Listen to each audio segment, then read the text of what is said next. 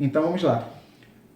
Para a gente concluir a Paraxá, tá? No capítulo 36 vai falar do casamento das herdeiras. O Criador ele ficou muito impressionado com a atitude das 5 moças da tribo de Manassés, que apontam para as 5 virgens prudentes de Mateus, de Matitiarro, capítulo 25, tá? Com certeza que o Mashiach, quando falou das 5 virgens prudentes, ele estava se lembrando dessas 5 moças aqui da tribo de Manassés, tá? E por diversas vezes na Torá vai ser mencionado o nome dessas moças. Então vamos lá. E chegaram as cabeças dos pais, é o último capítulo do livro de Números, tá? Para a gente concluir. E chegaram as cabeças dos pais da geração dos filhos de Gileade, filho de Mahir, filho de Menaché, das famílias dos filhos de Yosef, e falaram diante de Moshe e diante dos maiorais, cabeça dos pais dos filhos de Israel. E disseram, Yahuá mandou dar esta terra a meu amo, por sorte, em herança aos filhos de Israel. E a meu amo foi ordenado por Yahuá que a herança do nosso irmão Tziloferrad se desse às suas filhas. Então vai ser de novo colocada a situação dessas meninas, tá? Então, aqui nós aprendemos um conceito de que uma pessoa israelita, ela até pode, uma tribo se casar com outra tribo, tá? Mas o que acontece? Quando se casa com outra tribo, a herança passa para a tribo do marido, tá? Então, por isso ficou combinado que, de preferência, elas deveriam se casar com alguém da tribo delas, o que elas fizeram, tá? Da tribo de Manassés, para que ficasse tudo ali naquela tribo mesmo, tá bom? Então, sempre lembrar isso, né? Na cultura israelita, a mulher, quando casa com o marido, ela faz parte da família do marido. Então, o normal é que a mulher conviva mais com a família do marido. Sempre foi assim na história do nosso povo de Israel. Embora hoje em dia até muitas famílias até ocorram o contrário. Muitos maridos acabam convivendo mais com a família da esposa. Então, o ideal é que tenha o convívio das duas famílias. O marido conviver com a família da esposa, né? A esposa com o do marido, mas o que é mais comum entre o nosso povo de Israel era que a mulher vinha para a família do marido, tá? E quando era da mesma tribo, ficava tudo ali na mesma tribo. Uma tribo não diminuiria muito. Mas quando se casava com alguém de outra tribo, tá? A família do marido ia se a família e a tribo do marido ia se fortalecendo e daquela moça ia enfraquecendo, tá? Então, o Criador ficou muito impressionado com essas moças, tanto que diversas vezes elas são mencionadas, tá? Essas moças, tá? A gente viu, só que aqui os nossos comentaristas, eles repararam que o nome delas aparecem em outra, olha que coisa interessante, em outra ordem, tá?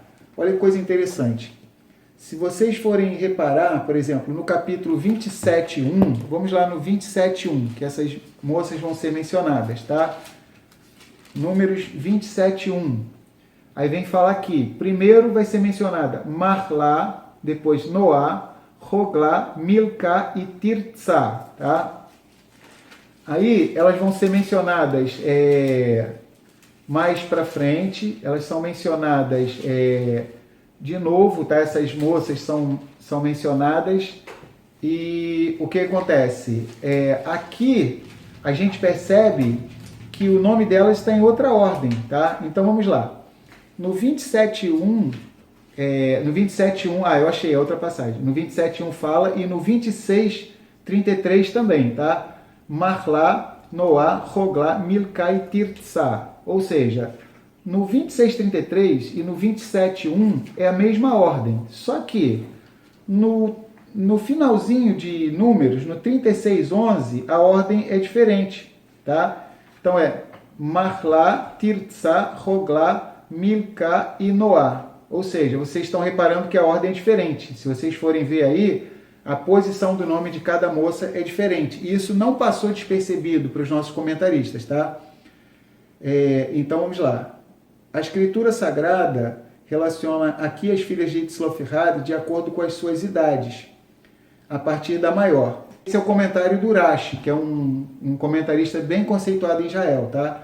Então, de acordo com o entendimento dele, a gente não pode bater o martelo, mas só a título de curiosidade. O Rashi, ele pensa que é bem possível, tá, que aqui seja de acordo com as idades dela, mas lá no capítulo 26 e no capítulo 27, elas teriam sido enumeradas segundo a sua inteligência, pelo fato de elas serem inteligentes, corajosas, terem levado a petição delas até Moshe, tá bom?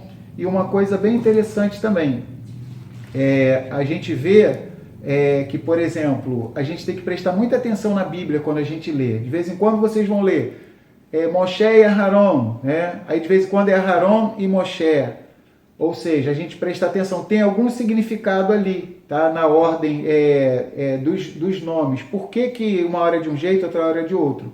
Então, isso tudo não passou despercebido pelos nossos comentaristas, tá? Então, vamos lá. 36, 10. Como Yahuwá ordenara a Moshe, assim fizeram as filhas de Tzloferrad. Pois Machlá e Tirtzá, e Roglá, e Milcá, e Noá, filhas de Tzloferrad, se casaram com os filhos de seus tios, das famílias de Menaché, filho de Yosef. Elas foram mulheres. Assim a sua herança ficou na tribo da família de seu pai.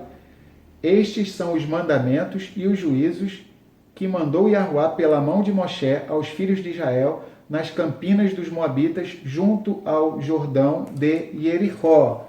Tá? Então, aqui, a gente vai estar vendo um comentário aqui, tá? Bem interessante, ó. Então, vamos lá. No 35, 34, diz assim, porque eu habito no meio dela. Olha que coisa interessante. O Criador, ele diz assim, não contaminareis, pois, a terra na qual vós habitareis, no meio da qual eu habitarei, pois eu, Yahuwá, habito no meio dos filhos de Israel. Então, diz assim, daqui a palavra Sheriná, ou seja, Sheriná, que as pessoas falam até erradamente Shekinah, né? Até no cristianismo, Shekinah o pessoal fala, mas é Sheriná, ela é derivada de Shohen, que significa a presença divina no meio do povo de Israel. Por exemplo, a estrutura da palavra Sheriná, que é traduzido como glória, como esplendor, é o quê? É habitar. Então, o Criador, ele habita no meio do povo de Israel, ou seja, então o povo de Israel deveria sempre se consagrar muito. De novo, 35, 34. Não contaminareis, pois, a terra na qual vós habitareis, no meio da qual eu habitarei, pois eu, Yahuwá, habito no meio dos filhos de Israel, tá? Então o propósito do Criador sempre foi esse, tá? Lembrar que lá em Êxodo, capítulo 25, não só no capítulo 25, mas em diversos lugares, ó, Êxodo 25, 8, e me farão um santuário e eu habitarei no meio deles, tá? Ou seja, o propósito do Criador sempre foi habitar no meio do povo, ou seja, faz o santuário, o tabernáculo, e o raciocínio lógico seria, o Criador vai habitar o quê? No tabernáculo. Não, ele vai habitar no meio do povo de Israel, ou seja, então o Criador, o desejo dele sempre foi habitar no meio do seu povo, tá? Então, hoje, pelo mérito de Mashiach e Yahushua, a Ruach HaKodesh, tá? Que é o Espírito Santo, que é trazido como Espírito Santo, na verdade é Espírito do Santo, Espírito do Kadosh, ele habita em nós, tá? Então, nós estamos concluindo essa porção, tá? E o último versículo diz, estes são os mandamentos e os juízos que mandou Yahuwá pela mão de Moshe aos filhos de Israel, nas campinas dos Moabitas, junto ao Jordão de Jericó. Ou seja, Moisés faz questão de dizer que esses não são os mandamentos e juízos que Moisés inventou da cabeça dele, tá? São os mandamentos e juízos que mandou Yahuwá pela mão de Moshe, ou seja, Beiad Moshe, é um termo que aparece diversas vezes na Escritura, ou seja, através de Moisés, pelas mãos de Moisés aos filhos de Israel, nas campinas dos Moabitas, junto ao Jordão de Jericó. Então, nós estamos concluindo esse quarto livro. Eu quero agradecer a presença de todos vocês, tá bom? Então, que possamos refletir sobre o nome dessa paraxá, tá? O nome dessa paraxá, Masei, jornadas. Então, será que sabemos em qual etapa, em qual jornada, em qual viagem, em qual estágio da nossa vida nós estamos agora? Tá? Será que estamos o quê? Alguns saíram do Egito há pouco tempo, alguns que são mais novos na Emuná, alguns já estão há muito tempo, alguns estão na metade da trajetória, tá? Então que venhamos identificar aonde nós estamos, tá? Nessa trajetória toda. Então que possamos entender isso, né? Nas 42 paradas do nosso povo de Israel, alguns lugares o povo não queria ficar muito tempo, mas tinha que ficar muito tempo. Alguns lugares era o contrário. Queria ficar, mas não podia, tinha que sair rápido. Então assim é na nossa vida. O Criador ele não vai fazer só aquilo que a gente quer, só aquilo que vai trazer benefício para a gente.